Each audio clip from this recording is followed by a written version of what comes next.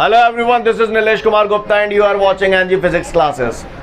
Well, पिछले turn पे मैंने आपको बताया था कि जब भी कोई चार्ज पार्टिकल मैग्नेटिक फील्ड में परपेंडिकुलर डायरेक्शन में एंटर करता है तो उसका पाथ सर्कुलर होता है और उस सर्कुलर पाथ की रेडियस भी हम लोगों ने निकाली थी r is equal to mv/qb। उसका टाइम पीरियड हम लोगों ने कैलकुलेट किया था, उसका फ्रीक्वेंसी हम लोगों ने कैलकुलेट किया था, राइट। इसके बाद मैंने आपको ये भी बताया था कि जब भी कोई चार्ज पार्टिकल किसी मैग्नेटिक फील्ड में थीटा डिग्री के एंगल में एंटर करता है तो उसका जो पाथ होता है that is helical path. Scene clear है सभी को? आगे बढ़ जाऊं।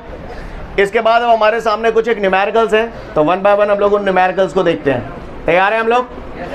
चलिए, न्यूमेरिकल में हमको पहला न्यूमेरिकल दिया है, an alpha particle moves in a circular path of radius 0.45 metre. वो कह रहा है कि अल्फा पार्टिकल है जो एक ऐसे सर्कुलर ट्रैक में मूव करता है जिसका रेडियस है 0.45 मीटर। आगे बोल रहा है in a magnetic field of intensity 12 weber पर मीटर स्क्वायर।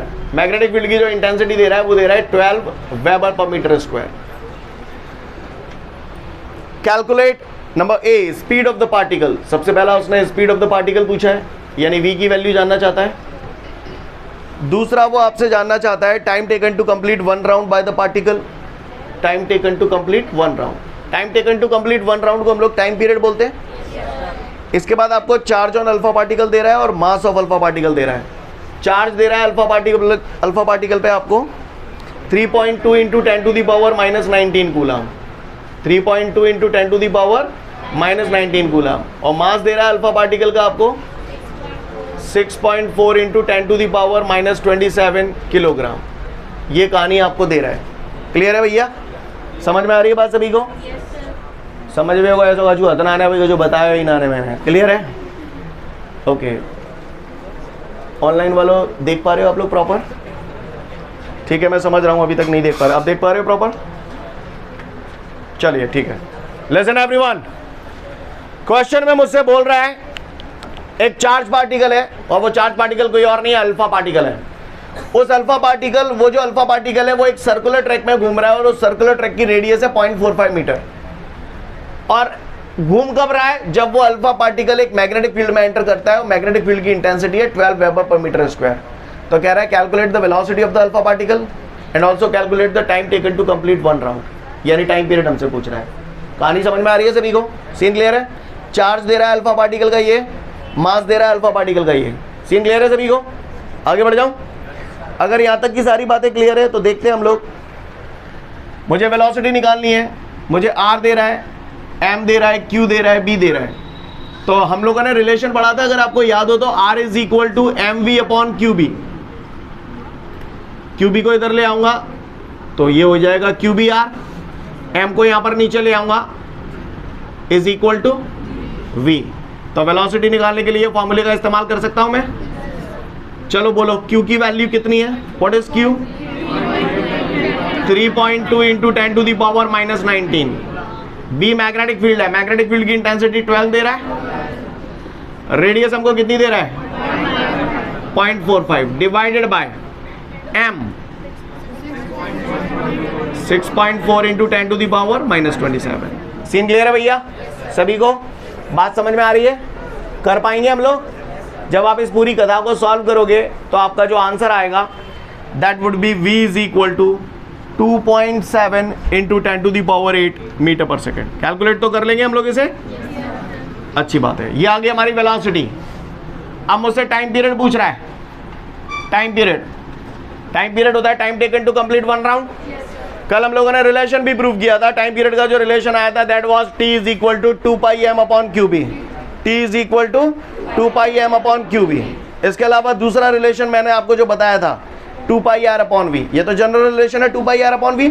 आप किसी भी रिलेशन को लगा सकते हैं, आंसर दोनों से सेम आएंगे। क्लियर है? तो टाइम पीरियड का मैंने रिलेशन अप्लाई किया यहाँ पर। बोले आप कौन सा अप्लाई करूं? जो आपकी इच्छा हो। हाँ, तो 2πr/v। हम सभी लोग जानते हैं 2π की वैल्यू 3.14 होती है। रेडियस हमको दी गई है 0.45 डिवाइडेड बाय वेलोसिटी हमारे पास ये आ गई 2.7 इंटू, मुझे लगता है अब आप लोग इसे कैलकुलेट कर लेंगे। क्लियर? इसको जब आप कैलकुलेट करेंगे आपका जो आंसर आएगा that would be 1.05 into 10 to the power -8। जरा बताओ मुझे, निकाला क्या है आपने? टाइम निकाला है, तो यूनिट क्या होगी? सेकंड। सीन क्लियर है सभी को? कोई दिक्कत? फटाफट इसे नोट डाउन कर लो, फिर आगे बढ़ूंगा। इसके बाद नेक्स्ट क्वेश्चन हम लोगों को दे रहा है, an electron is accelerated through a potential difference of 10 volt. An electron is accelerated through a potential difference of 10 volt. Potential difference बोले तो V की वैल्यू उसने दे दी हमको 10 वोल्ट। किसको एक्सेलरेट किया गया है? इलेक्ट्रॉन को। ये मैंने इलेक्ट्रॉन का सिंबल बना दिया क्योंकि ये हमको बहुत कुछ चीजें बताएगा। क्लियर? तो देखेंगे सभी लोग ध्यान से, क्या बोल रहा है? An electron is accelerated through a potential difference of 10 volt. An electron is accelerated, दिखाई दे रहा है ऑनलाइन वालों सभी को? An electron is accelerated through a potential difference of 10 volt. आगे बोल रहा है, and then it enters in a region where there is a magnetic field of intensity 2 Weber per meter square। अच्छी बात है, मैग्नेटिक फील्ड की intensity दे रहा है 2 Weber per meter square in direction perpendicular to the direction of motion of electron। calculate number A velocity of the electron। अच्छी बात है भैया, velocity of the electron। Number B आपको बोल रहा है the radius and period of revolution of electron। the radius and period of revolution of electron within the magnet। listen everyone, सबसे पहले मैं क्वेश्चन समझना है। क्वेश्चन में वो बोल क्या रहा है? वो बोल रहा है एक इलेक्ट्रॉन है जिसे 10 वोल्ट के एक्सेलरेशन से एक्सेलरेट किया गया है। क्लियर? 10 वोल्ट के पोटेंशियल से एक्सेलरेट किया गया है, और वो इलेक्ट्रॉन एक ऐसे मैग्नेटिक फील्ड में एंटर करता है जिसकी इंटेंसिटी 2 वेबर पर मीटर स्क्वायर है। क्लियर? और मैग्नेटिक फील्ड जो है ना वो डायरेक्शन ऑफ मोशन के परपेंडिकुलर है, ऐसा क्वेश्चन में बोल रहा है। अब जाहिर सी बात है, इलेक्ट्रॉन बोले तो चार्ज पार्टिकल मैग्नेटिक फील्ड में मूव कर रहा है और परपेंडिकुलर मूव कर रहा है, तो कैसा मोशन होगा? सर्कुलर मोशन होगा। जब भी कोई चार्ज पार्टिकल मैग्नेटिक फील्ड में परपेंडिकुलर डायरेक्शन में एंटर करता है तो उसका पाथ सर्कुलर होता है ना? तो वो कह रहा है उस सर्कुलर पाथ की रेडियस निकालूं, उसका टाइम पीरियड निकालूं, और जो चार्ज पार्टिकल मैग्नेटिक फील्ड में एंटर करता है तो उस टाइम पे इसकी वेलोसिटी कितनी है वो निकालूं। ये सारी बातें मुझसे पूछ रहा है। तो करें भैया शुरुआत? तैयार है हम लोग? इलेक्ट्रॉन को आपने एक्सेलरेट किया, वेलोसिटी मुझे जानना पूछ रहा है वो। तो याद है आप लोगों को बचपन में आप लोगों ने एक रिलेशन पढ़ा था काइनेटिक एनर्जी का, 9th-10th में? कोई मुझे बता सकता है काइनेटिक एनर्जी का क्या रिलेशन है? K is equal to half mv²। Clear? इससे पहले कि मैं इस क्वेश्चन को सॉल्व करूं, एक दो बातें आपसे और डिस्कशन करना चाहूंगा। पार्टिकल कौन सा है यहाँ पर? इलेक्ट्रॉन। कौन सा पार्टिकल है यहाँ पर? और इलेक्ट्रॉन के बारे में कुछ एक बातें मैं बचपन से जानता हूं, आप लोग भी जानते हैं।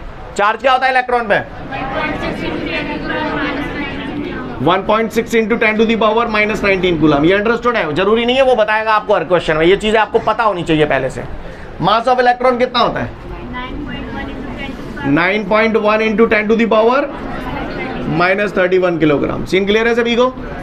कोई दिक्कत? ये सारी बातें हम लोग इलेक्ट्रॉन के बारे में ऑलरेडी जानते हैं। चलो अच्छी बात है। तो काइनेटिक एनर्जी का रिलेशन मैंने पढ़ा था हाफ mv²। के की जगह क्यों बे?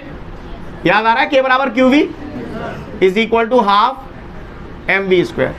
v से स्क्वायर काट दूं, टेढ़े काट दूं, नालायकों। ये वाला जो v है ये कैपिटल V है, दिस इज द पोटेंशियल, और ये वाला जो v है that is small v, this is the velocity. Scene clear है? तो ये कटेंगे नहीं ऐसे। मुझे निकालना वेलोसिटी है, 2 को इधर ले आऊं तो ये हो जाएगा हमारा 2qv, m नीचे आ जाएगा, तो इज इक्वल टू क्या हो गया? v²। स्क्वायर हटाऊंगा तो रूट आ जाएगा, तो v बराबर क्या लिख दूं? √2qv/m। सीन क्लियर है सभी को? कोई दिक्कत? अगर यहां तक बात समझ में आ रही है ओए तो v is equal to √2 charge 1.6 into 10⁻⁻19, potential 10, m mass 9.1 into. Okay अच्छी बात है, थोड़ा ध्यान दीजिएगा यहाँ पर। मास मैंने रखा 9.1 इंटू 10⁻31। सीन क्लियर है सभी को? कोई दिक्कत? इस पूरी कथा को जब आप सॉल्व करोगे तो आपका जो आंसर आएगा वेलोसिटी का दैट वुड बी 1.88 इंटू 10⁻6 क्या आएगा 1.88 इंटू 10⁻6 मीटर पर सेकेंड। सीन क्लियर है सभी को? यहां पर मैं कुछ कहना चाहूंगा आपसे, थोड़ा ध्यान से सुने। मुझे मालूम है आप लोग ये कैलकुलेशन सॉल्व कर लेंगे, लेकिन कल को अगर आप कॉम्पिटिटिव एग्जाम वगैरह की प्रिपरेशन करते हैं या घर में भी आप एक्सरसाइज करते हैं, नॉर्मली न्यूमेरिकल सॉल्व करते हैं, कैलकुलेशन करते हैं, तो जो मैं बता रहा हूं वैसा भी कर सकते हैं। अब क्या कर सकते हैं वो सुने ध्यान से, क्योंकि कॉम्पिटिटिव एग्जाम में कैलकुलेटर अलाउ नहीं होता, तो वहाँ पर अगर कॉम्प्लेक्स कैलकुलेशन अगर आ जाती है तो ऐसी सिचुएशन में हम उसे कैसे सॉल्व करेंगे, तो उसे समझने की कोशिश करें। थोड़ा सा अगर हम यहाँ पर फोकस करें तो देखो भैया, ये डेसिमल के बाद एक डिजिट है, डेसिमल हटाऊंगा तो एक जीरो बढ़ जाएगा, 10 से 10 उड़ जाएगा। सामने वाला सिचुएशन ऐसी देता है कि आप उसे सॉल्व कर सकें। समझ में आ रही मेरी बात? अब ये 16 बन गया, 16 का स्क्वायर रूट आप इजीली निकाल लोगे, 4। सही बोलना? अच्छा, अब बाकी की सारी चीज़ें तो इजीली पावर वावर तो सॉल्व कर लोगे। आफत ये है 9.1, 9.1 को स्क्वायर रूट कहाँ से निकालूँ? तो सुन लो भैया, इलेक्ट्रॉन का मास 9.1 इंटू 10⁻³ किलोग्राम होता है। तो हम लोग चाहें तो कॉम्पिटिटिव एग्जाम में जो बच्चे होते हैं वो उसे ऐसे भी लिख लेते हैं। आपको बात समझ में आई? 9.1 को मैंने अप्रॉक्सीमेटली 9 मान लिया। समझ में आ रही है बात? क्योंकि देखते को ज़्यादा फर्क ना पड़े हुआ। तो हमारे एग्जाम में 10th में परसेंटेज बने हैं 64.23। फिर तुमसे को पूछो तो कह रहे थे क्या परसेंट बने हैं, तो मुझे कहते 64% बने हैं। 0.23 क्यों ना बोलते? क्योंकि मालूम है वो इतना कम है कि वो नेग्लिजिबल है। समझ में आ रही है मेरी बात? है ना? तो बस वही कहानी है। तो यहाँ पर मैं यहाँ पर चाहूँ तो इसको केवल 9 भी लिख सकता हूँ। 9 लिख दूंगा तो स्क्वायर रूट 3 ईजीली आ जाएगा। आपको मेरी बात समझ में आ रही है? तो कॉम्पिटिटिव एग्जाम में ये सारे काम आप लोग कर सकते हैं। इससे जो आंसर्स आते हैं वो अप्रॉक्सीमेटली क्लोज आएगा। समझ में आ रही है बात? तो वो 100% करेक्ट है। कहानी समझ में आ गई? जो बात बोली पल्ले पड़ गई? अच्छी बात है। तो जैसे मैंने यहाँ पर अप्रॉक्सीमेटली 9 लिखा है, तो मैं चाहूँ तो यहाँ पर 9 भी लिख सकता हूँ। क्यों लिखा 9? समझ में आ गया होगा, क्योंकि उसका स्क्वायर रूट इजीली आ जाएगा। उम्मीद करूँ आप लोग समझ गए। अच्छी बात है। अगर इतने ही समझ गए तो फिर बात ही का ही। अब मुझे रेडियस निकालनी है। क्या निकालनी है? तो भैया रेडियस निकालते हैं हम लोग। r इज इक्वल टू, मैं नहीं रखूंगा वैल्यू भी। r की वैल्यू निकालने के लिए आपको m चाहिए, v चाहिए, q चाहिए और b चाहिए। चाहिए नहीं चाहिए? m मास, ये रहा मास, v वेलोसिटी, ये निकाल चुके हैं आप वेलोसिटी। q कहाँ है? q ये रहा, b मैग्नेटिक फील्ड ये रहा। वैल्यू रख के आंसर नहीं निकाल पाओगे? इसको जब आप सॉल्व करोगे आपका आंसर आएगा 5.29 इंटू 10⁻⁻6 मीटर। ये क्या आ गई हमारी? रेडियस। अगला इसी में मुझसे टाइम पीरियड भी पूछ रहा है। क्या रिलेशन होता है टाइम पीरियड का? या तो आप 2πr/v लगा दो, या फिर आप t बराबर 2πm/q भी लगा दो। दोनों से आंसर सेम आने वाला है, राइट? तो 2π की वैल्यू आप लोग जानते ही हो, 3.14। बोलो भैया। r रेडियस ये आपकी आई गई है, वेलोसिटी ये आपकी आई गई है। बोलो भैया, कर पाएंगे नहीं कर पाएंगे? इसको जब आप सॉल्व करेंगे आपका आंसर आएगा 1.77 इंटू 10⁻11 सेकेंड। नोट डाउन कर लें फटाफट इसे। आगे बढ़ते हैं। अच्छा एक बात बताओ, जब किसी चार्ज पार्टिकल, कोई चार्ज पार्टिकल है वो मैग्नेटिक फील्ड में मूव करता है तो उस पर क्या लगता है? मैग्नेटिक फोर्स लगता है ना? इस फोर्स को कौन सा फोर्स बोलते हैं? इस फोर्स का फॉर्मूला क्या है? QVB sin theta. वाकिफ है हम सब लोग? यानी अभी तक आप लोगों ने ये पढ़ा है कि जब भी कोई चार्ज पार्टिकल किसी मैग्नेटिक फील्ड में मूव करता है तो उस पर एक फोर्स लगता है जिसे हम लोग लॉरेंज फोर्स बोलते हैं, है ना धाकड़? इतने देख ले, बता रहा है मत, तोते कह रहा हूँ। हाँ बता रहा है मत, तोते कह रहा हूँ धाकड़। हाँ समझ गो? मैं कब बता रहा हूँ। आगे बढ़ते हैं। तो गौर से देखिएगा आप लोग, ये बात हम लोग समझ गए ना, जब कोई चार्ज पार्टिकल किसी मैग्नेटिक फील्ड में मूव करता है तो उस पर एक फोर्स लगता है। ऐसे फोर्स को हम लोग लॉरेंज फोर्स बोलते हैं। उम्मीद करता हूं सबको क्लियर है। और लॉरेंज फोर्स का फॉर्मूला होता है F is equal to QVB sin theta, है ना? कौन मूव कर रहा है? चार्ज मूव कर रहा हो। काय में? कहीं कहा आ रहा है? कितने फोर्स लग रहा है? QVB sin theta. कहा अच्छा हाँ का जी मैंने जो बना हुआ ये का है इनवर्ड का मैग्नेटिक फील्ड का है ये कितको है इनवर्ड है का ठीक है। अच्छा जी मैंने कहा बनाओ ने बताइए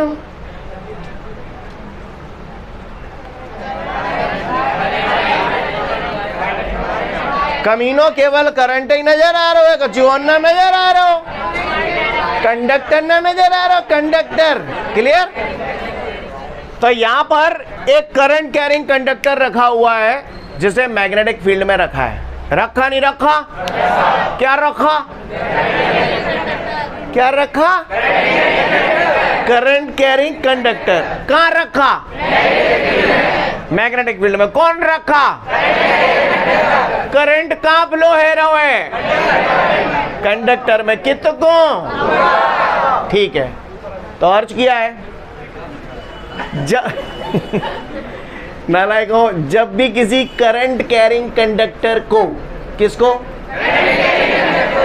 जब भी किसी करंट कैरिंग कंडक्टर को मैग्नेटिक फील्ड में रखा जाता है तो उस पर भी एक फोर्स लगता है and this force is also known as Lorentz force clear. दो सिचुएशन में चार्ज अगर मैग्नेटिक फील्ड में मूव करे तो भी लॉरेंज फोर्स और जब किसी करंट कैरिंग कंडक्टर को मैग्नेटिक फील्ड में रखा जाता है तो भी उस पर जो फोर्स लगता है उसे लॉरेंज फोर्स बोलते हैं क्लियर। और इस लॉरेंज फोर्स का जो फॉर्मूला होता है that is F is equal to ILB sin theta F is equal to फिर से बोलो F इज इक्वल टू है कोई माइकल हल जो मुझे ये बता दे कि इस पे फोर्स लगेगा किधर हाथ बना दो हाथ बना दो हाथ बना दो जालंग समझ गए क्लियर है क्योंकि मुझे मालूम है थंब जो होता है वो हमेशा करंट की डायरेक्शन को इंडिकेट करता है इसमें करंट अपवर्ड डायरेक्शन में जा रहा है तो थंब करंट की डायरेक्शन में आ गया और क्रॉस का मतलब मैग्नेटिक फील्ड अंदर की तरफ होता है इनवर्ड डायरेक्शन राइट। तो मैग्नेटिक फील्ड अभी इनवर्ड डायरेक्शन है या नहीं है नहीं है अब है तो फोर्स की डायरेक्शन किस तरफ हो जाएगी ऐसे सीन क्लियर है सभी को यानी फोर्स की डायरेक्शन ये हो गई। उम्मीद करता हूं आपको समझ में आ गया होगा क्लियर है ओके। तो डेफिनेशन अगर किसी ने पूछ लिया यहां पर तो बता देंगे जब भी किसी करंट कैरिंग कंडक्टर को मैग्नेटिक फील्ड में रखा जाता है तो उस पर एक फोर्स लगता है ऐसे फोर्स को हम लोग लॉरेंज फोर्स कहते हैं। सीन क्लियर है F is equal to ILB sin theta. पुराने पाप अगर हम लोगों के क्लियर हैं तो आपको याद होगा एक जमाना था जब मैंने आपको ये बात बताई थी A vector cross B vector is equal to होता है AB sin थीटा। बोलो भैया बताया था कि नहीं बताया था। अगर मैं AB sin थीटा को A vector cross B vector लिख सकता हूं अगर मैं AB sin थीटा को A vector cross B vector लिख सकता हूं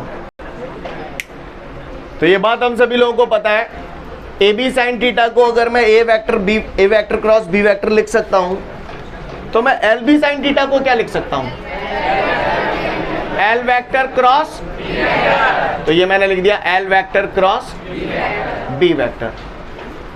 क्रॉस प्रोडक्ट है क्रॉस प्रोडक्ट में दो वेक्टर क्वांटिटी को मल्टीप्लाई करने से जो क्वांटिटी हमें मिलती है that is a vector quantity तो इसका मतलब F पे भी वेक्टर आएगा और करंट हम लोग स्टार्टिंग से जानते हैं स्केलर क्वांटिटी है राइट।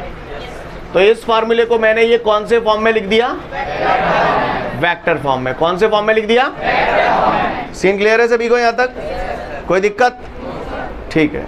ये बात अगर समझ में आ गई तो अगली बात मुझे बताओ जब मैंने ये समझाया था आपको तो वहां पर मैंने बताया था थीटा एंगल किस किस के बीच का होता है A और B के बीच का राइट। A और B के बीच का एंगल होता है थीटा। यहां लिखा है LB sin थीटा तो यहां थीटा एंगल किस किस के बीच का होगा L और B के बीच का किस किस के बीच का ओके L क्या है लेंथ ऑफ द कंडक्टर ये लेंथ हो गई। मैग्नेटिक फील्ड इसमें कितना है इनवर्ड डायरेक्शन में। बात समझ में आ रही है सभी को।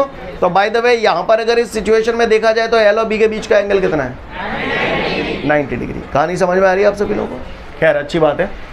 तो कुल मिला के बात यह है कि अगर किसी करंट कैरिंग कंडक्टर को मैग्नेटिक फील्ड में रखा जाता है तो उस पर एक फोर्स लगता है। इस फोर्स को भी हम लोग लॉरेंज फोर्स बोलते हैं। इसका जो रिलेशन होता है that is F is equal to ILB sin theta. Clear. अब हम लोग थोड़ा सा इस फॉर्मूले के बारे में जिक्र कर लेते हैं अगर मुझे फॉर्मूला याद है तो पूरी कहानी हम लोग अपने मन से बना सकते हैं। कैसे बनाएंगे, गौर से देखेंगे हम लोग। F is equal to I L B sine theta, ये जो रिलेशन आपको दिखाई दे रहा है, इसमें मुझे साफ तौर पे ये दिखाई दे रहा है कि F और I एक दूसरे के डायरेक्टली प्रोपोर्शनल है, यानी F proportional to I equation number 1, F proportional to L equation number 2, F proportional to B equation number 3 और F proportional to sine theta equation number 4। Combining all the equation, combining all the equation, सभी equations को combine करूंगा तो it becomes F proportional to I L B sine theta. बोलो भैया। और ये बात हम लोग जानते हैं कि जब भी हम प्रोपोर्शनल का साइन हटाते हैं कांस्टेंट आता है, राइट गाइस। प्रोपोर्शनल हटाएंगे कांस्टेंट आ जाएगा, तो F is equal to K I L B sine theta. Scene clear है। ये जो के कांस्टेंट है, इस कांस्टेंट की वैल्यू 1 होती है, चाहे ऐसा ही सिस्टम हो चाहे सीजीएस सिस्टम हो, दोनों ही सिस्टम के लिए के की वैल्यू कितनी होती है, के की जगह 1 रख दूंगा तो ये क्या बन जाएगा, I L B sine theta. Scene clear है सभी को। वेक्टर फॉर्म में मैंने अभी लिखा ही था, आई एल वेक्टर क्रॉस। समझ में आ रही है बात। वैसे तो आपका ये यही खत्म हो गया। क्लियर कर पाएंगे। एक दो छोटी छोटी पहेलियां बता दो फटाफट मुझे, जिससे पूछा जाएगा वही जवाब देगा, ठीक है। यहाँ पर थीटा एंगल किस किस के बीच का था, एल और बी के बीच का था। ये देखिए जरा इधर, ये मैग्नेटिक फील्ड की डायरेक्शन है।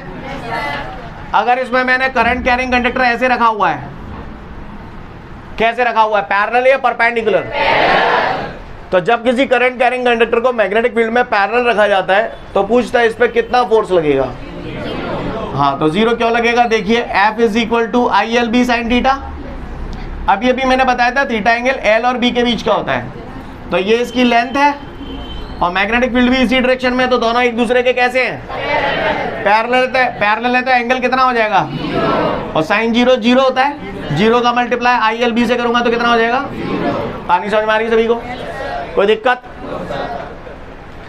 अगर सिचुएशन ऐसी हो कि मैग्नेटिक फील्ड ऐसे रखा हुआ है और करंट कैरिंग कंडक्टर ऐसे है, तो यहाँ पर current carrying conductor magnetic field के कैसे रखा हुआ है, परपेंडिकुलर। ऐसी सिचुएशन में किसी ने पूछा फोर्स कितना लगेगा, तो I L B sine theta की जगह 90 क्यों रख रहा हूँ, समझ में आ रही है बात। थीटा की जगह 90 क्यों रख रहा हूँ, समझ में आ रही है बात।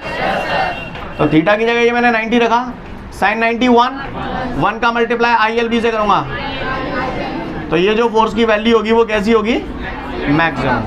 सीन क्लियर है सभी को, कोई दिक्कत। देख लो फटाफट इतना, फिर आगे की बात करूंगा। ओके, आज के लिए पर्याप्त है, कल फिर मिलते हैं। Thank you everyone, have a great day to all of you guys. जय हिंद।